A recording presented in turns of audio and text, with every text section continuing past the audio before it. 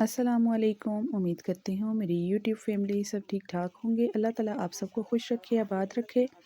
आज मैं आपके साथ दाल मूंग की रेसिपी शेयर करूँगी। बहुत ही इजी रेसिपी और बहुत ही जल्दी जो है ये दाल मूंग तैयार हो जाती है। सबसे पहले हमने एक पाव दाल ली है, इसको भिगो के रख दिया है। साथ में टमाटर लिए हैं 3 अदद, लहसुन इस्तेमाल करेंगे, प्याज लिए 2 अदद, हल्दी आधी चम्मच इस्तेमाल करेंगे, कुटी हुई मिर्च इस्तेमाल करेंगे, धनिया इस्तेमाल करेंगे और नमक इस्तेमाल करेंगे। तो चलिए स्टार्ट करते हैं। सबसे पहले मैंने प्याज डाल दिया है कुकर में और इसको हमने अच्छे तरीके से पका लेना है यहाँ तक कि इसका कलर चेंज होने लगे।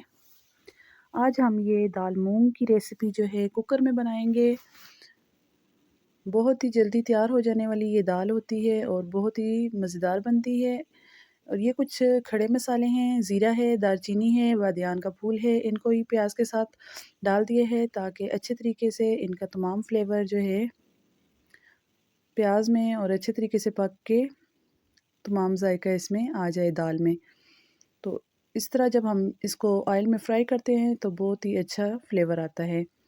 तो इस तरीके से हमने तमाम जो है प्याज को फ्राई कर लेना है। जैसे ही इसका कलर चेंज होगा तो हम इसमें अदरक लहसुन का पेस्ट डालेंगे 1 चम्मच और इसकी भी अच्छे तरीके से हमने भुनाई कर देनी है। जैसे ही अदरक लहसुन भी इसमें पक जाएगा तो हम इसके बाद इसमें टमाटर ऐड करेंगे। 3 अदद टमाटर मैंने बड़े साइज़ के कट कर लिए हैं और इनको भी ऐड कर दिया है।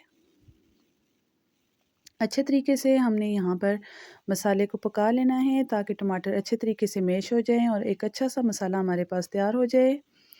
ये बात आप ज़हन नशीन कर लें, अच्छे तरीके से याद रख लें कि जितना अच्छा आपका मसाला होगा खाने का तो उतना ही अच्छा आपका सालन का टेस्ट आएगा। आप इस तरह चम्मच की मदद से टमाटरों को अच्छे तरीके से मैश कर लें।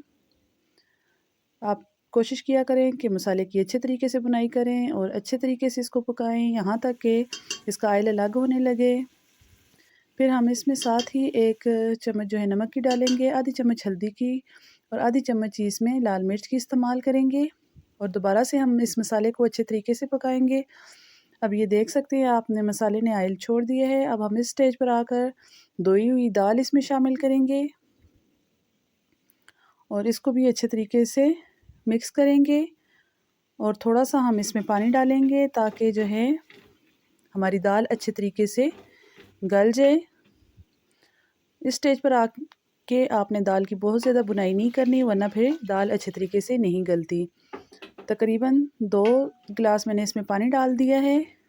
अगर आपने बहुत थोड़ी पतली दाल खानी है तो आप इसको मज़ीद जो है ज़्यादा भी पानी डाल सकते हैं। अब मैंने इसको कुकर में डाल दिया है। कुकर का वेट जो है चल चुका है। 10 मिनट में ये दाल हमारी तैयार हो चुकी है, हो जाएगी। तो मैं आपको दिखाती हूँ इसकी फ़ाइनल लुक। इसी के साथ अगर आपको मेरी वीडियो अच्छी लगती है तो वीडियो को लाइक कर दें, चैनल को सब्सक्राइब करना ना भूलें। अल्लाह हाफ़िज़।